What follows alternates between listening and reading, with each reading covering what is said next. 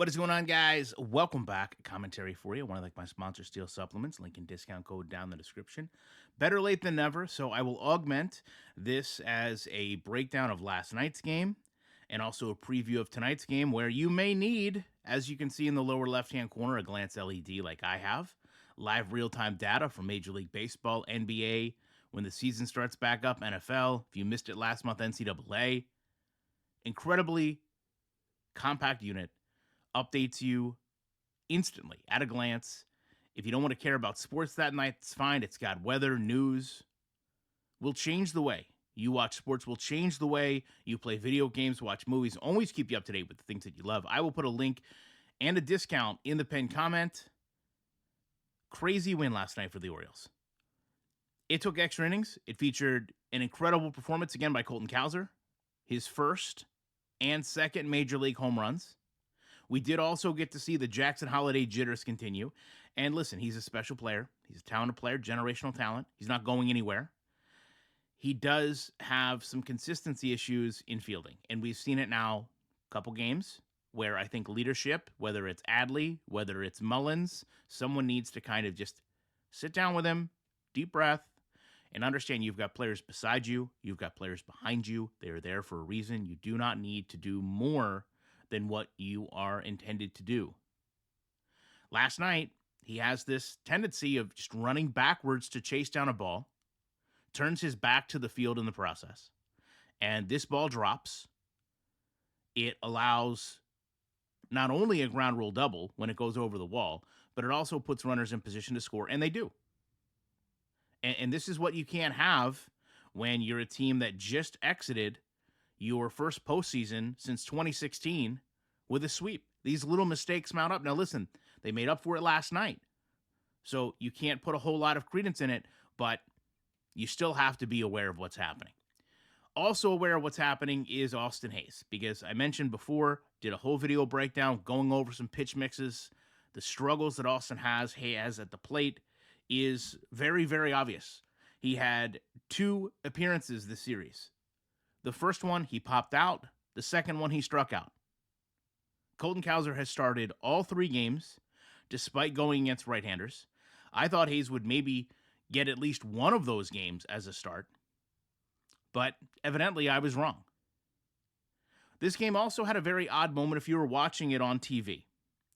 So, 8th inning, they assume there's a double play. They cut away, go to commercial, and then abruptly the game returns. The announcers really don't have any time to set the scene. Instead, they just acknowledge Anthony Santander up to bat. Anthony Santander hits the most shallow home run you will ever see. Barely makes it over the outfield wall and gives the Orioles a 3-2 lead. Now, to me, this is when you could really see some urgency return to the Orioles, who up until this time, and I mentioned in a prior video, it seems like they need to go down 0-3 before they start. They just don't really start hot outside of that Angels series. And hopefully that changes tonight, because you don't want to sit here and play behind the entire game.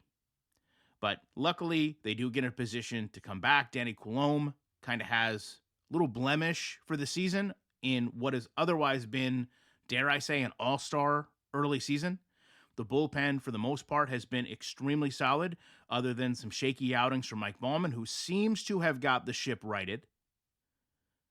We go into extra innings, and then Gunnar Henderson hits a home run to start things off. Colton Cowser comes on. Repeat performance. Orioles have this commanding lead.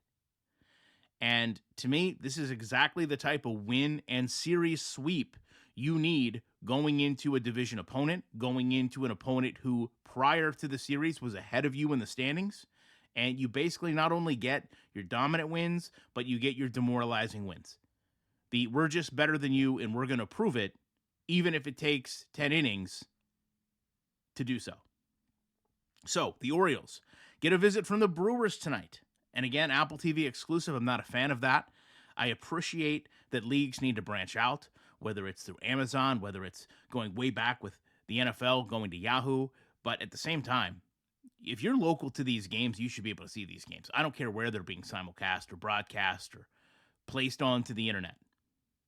However, the Brewers Interesting in the fact that they gave Corbin Burns away in a trade earlier this year, of course, to the Orioles. We will not see Corbin Burns in a revenge match, but we were originally supposed to see DL Hall, who was the other piece in that trade. However, there were some weather delays in Milwaukee, which means DL Hall is going to more than likely be pushed over to a Saturday start.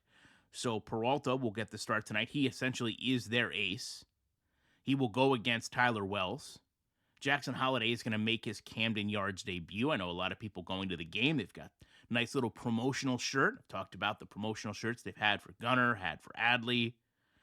But I'd also like to think this is probably the last start you are going to see from Jackson, because if DL Hall does get the go on Saturday, it's likely that Jackson Holliday will not start and more than likely see more time once a right-hander is brought in. DL Hall has kind of struggled this season, which, I appreciate that if you look at where this team is now. I don't know if you discount the injuries to John Means taking forever to recover, and obviously Kyle Bradish, who just went on a rehab assignment, if DL Hall had a place in this lineup. So it's nice to see him starting. It's also very nice if we look over on the infield to see Joey Ortiz, the other part of that piece, in terms of trades that went back and forth to get Corbin Burns. And hopefully both of these players get recognized by the fans at Camden Yards. Listen, whether you like it or not, they are a key piece in the trade. They are the reason that Corbin Burns is able to be here. They came up through the system and established themselves as starting talent. And without them, you don't have Corbin Burns. And I'm hoping, and I assume they will be recognized for their talent. And the other side of this is, as I mentioned, probably more so in the infield than in the pitching area. I don't see any way Joey Ortiz was going to be consistently starting on this Orioles lineup. And to me, to see him start is a really good thing. I hope they both have decent games, not great games, but hopefully they can both be welcomed back the way they deserve, because they've given the Orioles an opportunity to go out and compete for a championship if they choose to do it. So the hardest, in my opinion, of the series will be tonight, when Tyler Wells, who's been just a little bit shaky, usually gives up some runs early, goes out and has to deal with the best pitcher the Brewers have. Maybe they'll get some momentum. Hopefully, we'll all be able to see the game, but I digress. Other than that, I appreciate you guys watching this, sticking through a bit, not only of a longer video, but I also, actually, before I close this out, I do just want to mention another very interesting thing that happened in that game. Late in the game, the Red Sox had player ejections, and we almost got to see, since we were just talking about pitchers, we almost got to see the return of a pitcher to the batting order, just because of some inconsistencies in balls and strikes. And listen, last night, I don't know how there was even an argument about this ball. It was clearly a strike. Obviously, the Red Sox saw it differently, but they also knew the game was essentially on the line every plate appearance from the eighth inning on. And other than that, odd way if we could have seen a series end with a pitcher at the plate. Love to know your guys' thoughts on this. Appreciate you watching it. I will be back as soon as I can with more commentary.